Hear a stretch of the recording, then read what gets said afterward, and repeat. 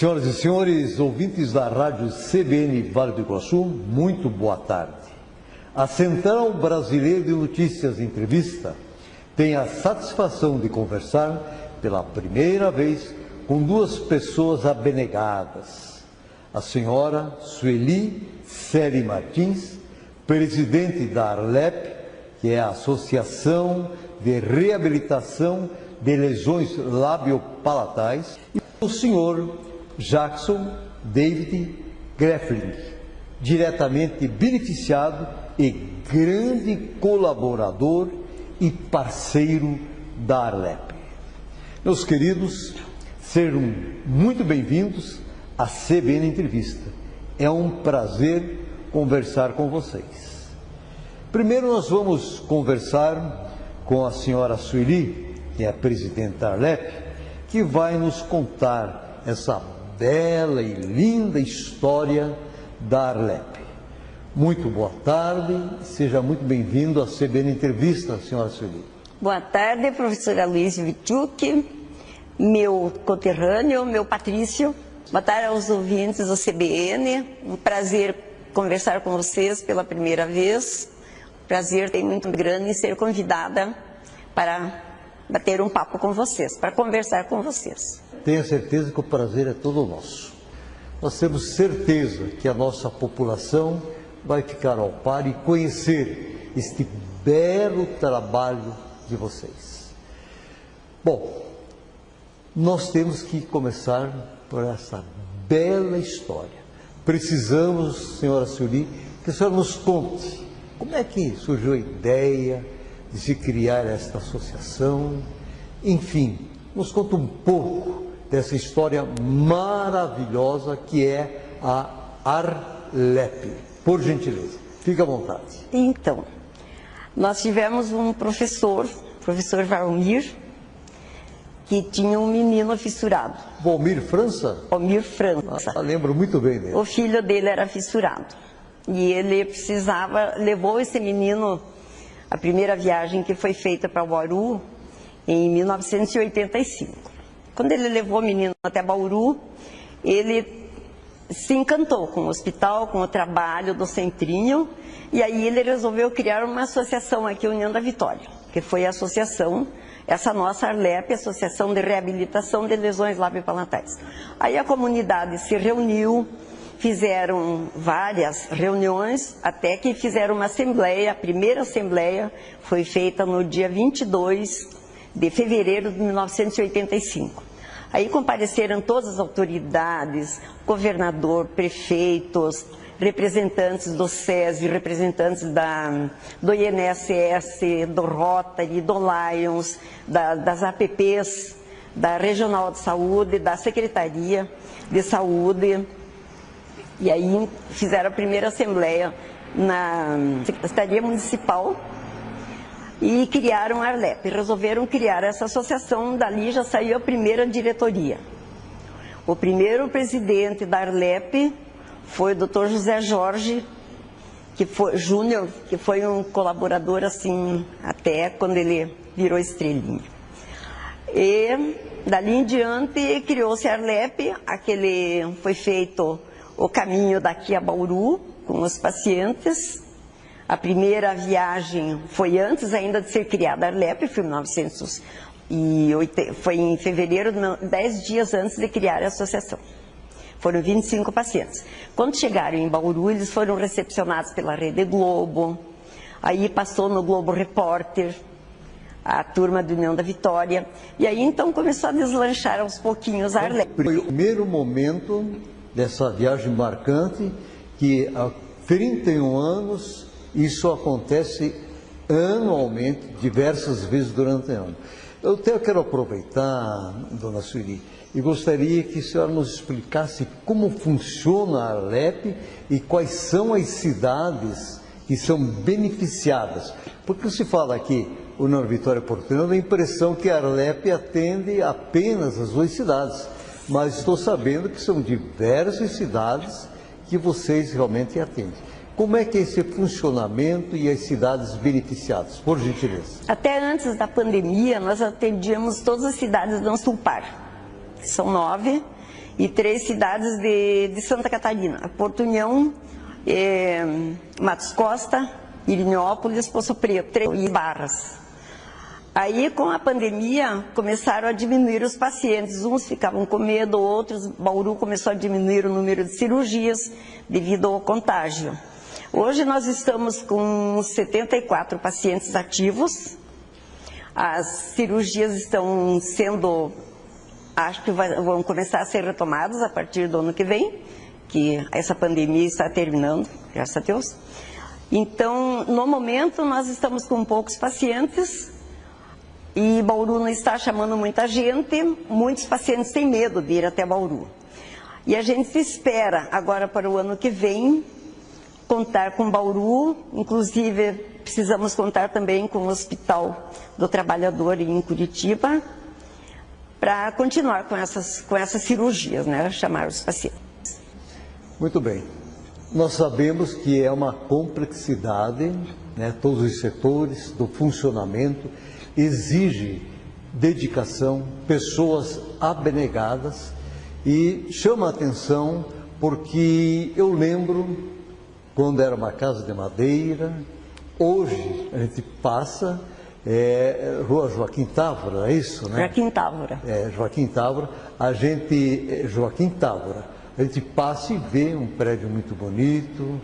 Esses dias estive lá para conversar com a senhora, tudo muito arrumado. Mas, afinal, como é que é mantida a Arlep?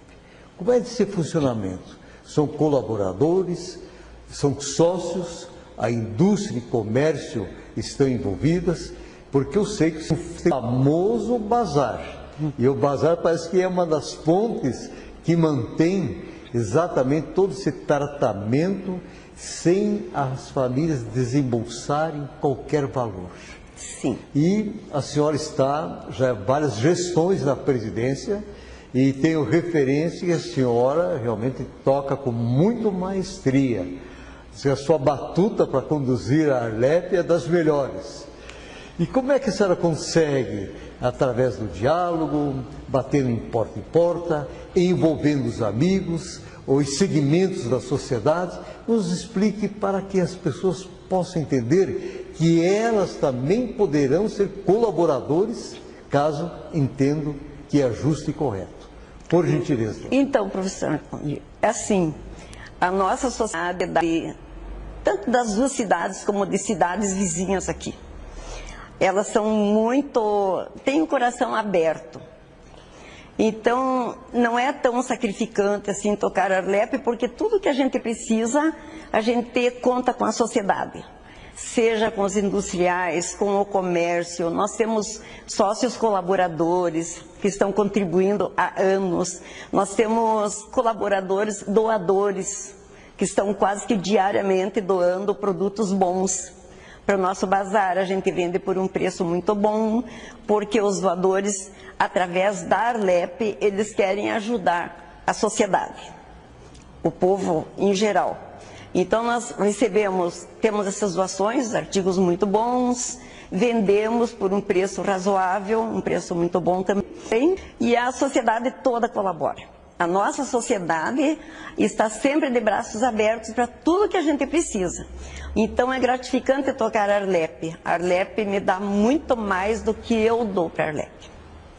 A gente vê como que funciona a nossa sociedade. O povo colabora mesmo. Todos os setores da nossa sociedade colaboram. Uns com mais, outros com menos, mas todos colaboram. Muito bem.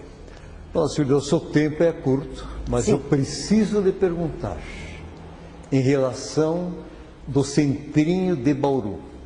O Centrinho de Bauru é prioridade para um tratamento de excelência que até hoje vocês realmente mantêm e fica perfeito. Nossa, ninguém diz que aquela pessoa era um fissurado.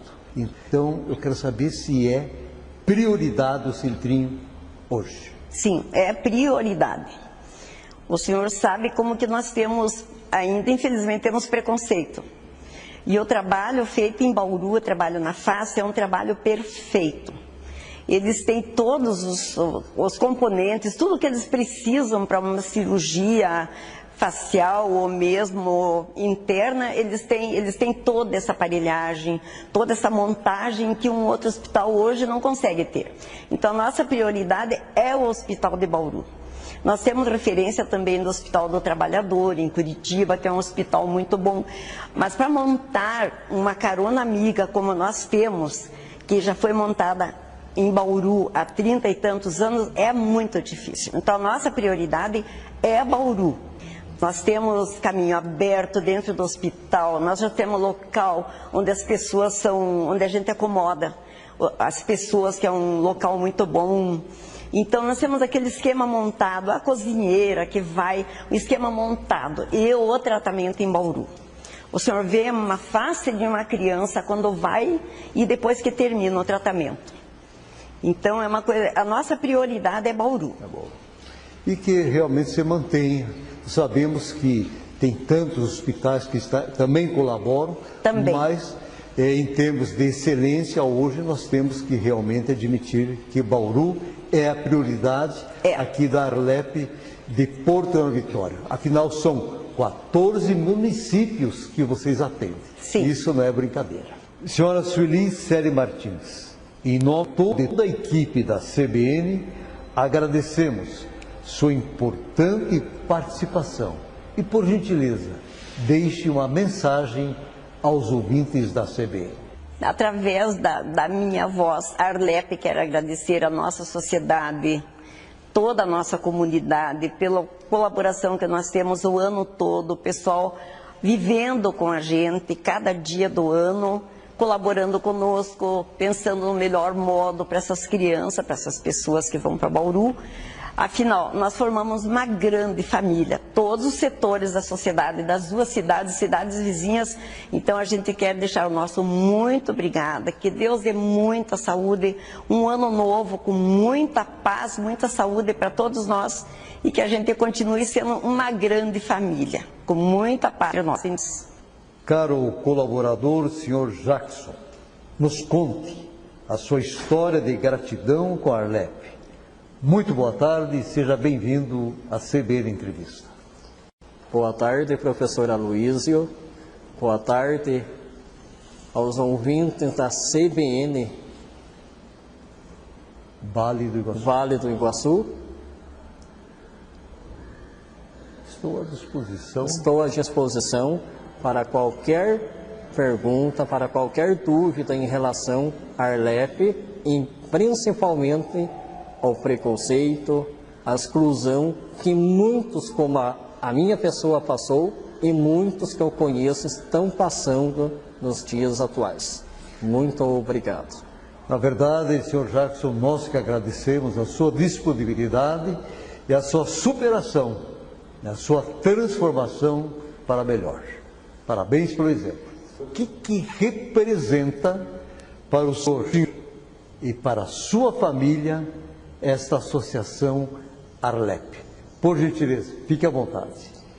Pois olha, professor, pensando na Arlep, para mim é bem difícil dar uma definição para a associação de reabilitação que seria Arlep. Pois para mim, que comecei lá em 85, na primeira série do primário, indo para o âmbito escolar ainda com o palato aberto, é bem difícil lembrar daquele momento. E com toda certeza, a Arlep para mim proporcionou tudo, posso dizer isso, tudo o que eu conquistei. Sem a Arlep, lá de 85, 86, que foi quando eu fiz a minha primeira cirurgia, lá em Bauru, São Paulo, no Centrinho, realmente eu não vejo como eu chegaria até aqui onde eu estou hoje. Não vejo como transpor preconceito, transpor olhares de, não sei se seria de medo, receio, pena. Mas enfim, devo sim, principalmente na minha mãe, Lindalir Lopes Greifling, meu pai, Davi Emil Greifling, e principalmente o meu irmão, Juari, que em muitos caminhos da minha vida era o meu braço direito, principalmente na escola. Que não sei como, o meu pai e minha mãe tiveram a minha pessoa lá em 78, em menos de 2 anos, o meu irmão também veio para me acompanhar nessa jornada. Eu nasci com o lábio leporino bilateral, ou seja, os 2 lados do lábio aberto e o céu da boca também. O meu irmão, graças a Deus, ele veio unilateral, ou seja, um lado somente do lábio aberto, fissurado. O dele, o tratamento é simples, fecha o lábio e, graças a Deus, não atrapalha a voz. Já para quem tem o palato aberto, é difícil. Mesmo quando o professor me fez o convite para falar sobre a minha trajetória, o que eu passei, eu não tinha ainda como eu vou dizer, pensado lá no início, em 85, 86, quando eu comecei a ingressar na primeira série da escola estadual. Eu quero aproveitar, entendo, porque hoje se ouve muito a palavra bullying, tá? Então, aproveitando essa tua explicação, e eu gostaria que você colocasse com bastante clareza e transparência, você, graças a Deus, você fala com a maior serenidade, Jackson, porque isso prova que você superou. E aí falou bem claro, graças à LEP e graças aos teus familiares, né? Então eu gostaria que você colocasse com bastante clareza a questão do bullying. E principalmente, que eu já percebi, né, que foi um momento bem difícil nesse processo educacional, o ambiente escolar. Mas fique bem à vontade, porque com isso eu quero chamar a atenção dos pais, dos filhos, de todas as pessoas que fazem parte da família. Que primeiro você tem que entender as coisas para depois opinar. E talvez isso você sentiu na pele, o que é uma falta de orientação para com os filhos e simplesmente como tratar ou se relacionar com pessoas que realmente nasceram assim, mas graças à LEP, hoje estão na normalidade. Por gentileza. Então, professor, pensando principalmente no âmbito escolar, lá no início, na primeira, quarta série, não vou mentir, eu lembro muito pouco daquele período.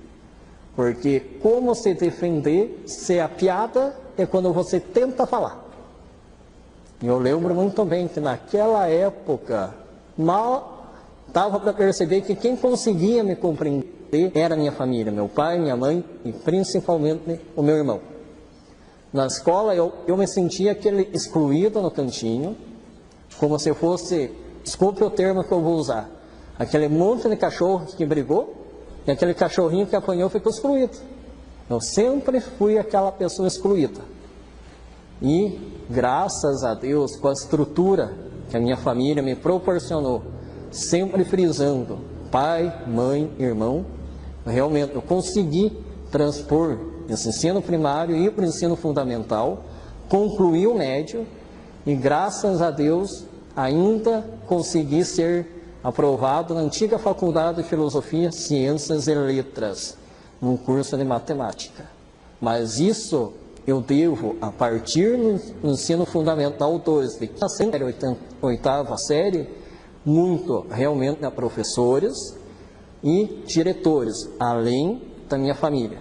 Porque se não fosse o apoio de alguns professores e diretores, eu jamais conseguiria transpor barreiras que, volto a dizer, é muito, o termo seria preconceituoso, ou seja, o bullying. Eu não entendo como que crianças da minha idade, onde os mesmos tinham pai, mãe, alguns até filhos de professores, conseguiam chegar a tal tamanho bullying, com N apelidos.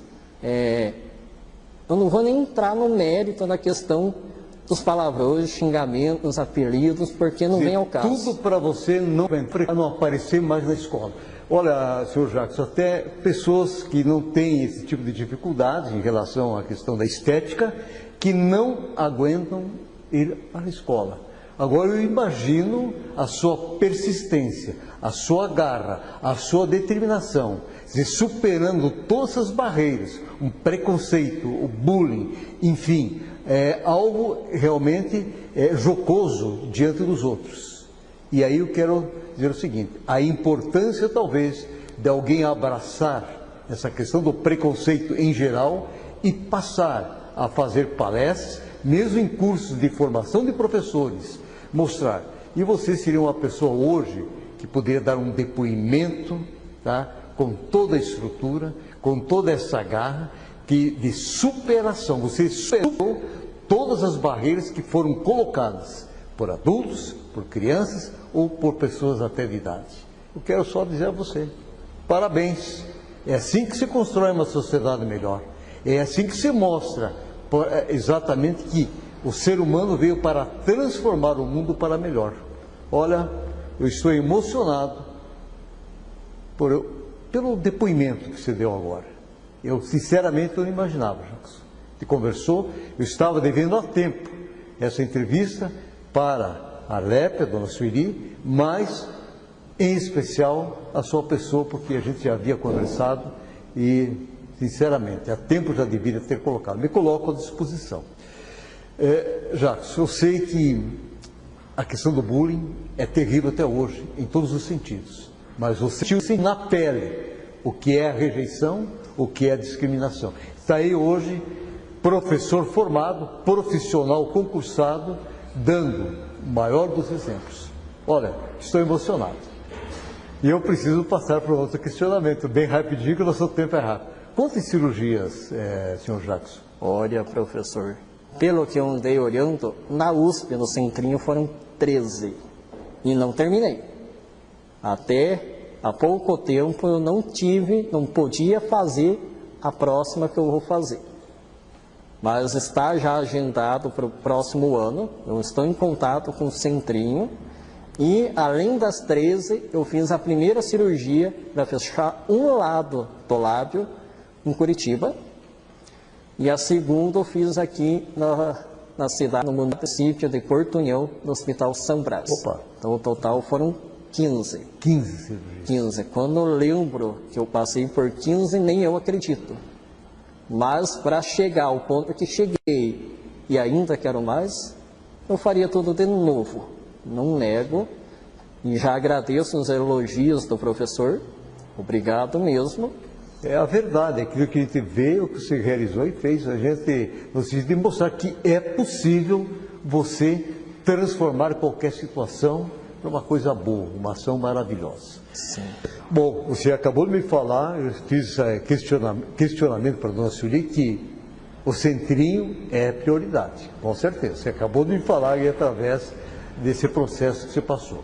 Senhor Jackson David Grefflin, em nome de toda a nossa equipe da CBN, queremos agradecer sua importante participação e solicitamos que dê uma mensagem. Então, a minha mensagem seria para todos e todas olhar com olhar, visando o coração, o sentimento, quando enxergam, quando veem uma pessoa com qualquer tipo de dificuldade, seja física, mental, emocional. Que não olhem aquela pessoa, aquele objeto, com aquele olhar de pena, com aquele olhar insignificante, mas sim com os braços abertos. Dê aquele braço, aquele carinho, aquela voz que motive a pessoa. E que não aquele olhar de pena que deixa a pessoa, não devia estar aqui. Mas sim aquele abraço, aquele conselho motivando a pessoa a não desistir. Isso sim é necessário, principalmente no momento atual da nossa sociedade, onde muitos buscam o eu, o ter, esquecem do nós, do todo. CBN Entrevista retorna quarta-feira que vem às 14h30 com mais um convidado ou convidada. Até lá!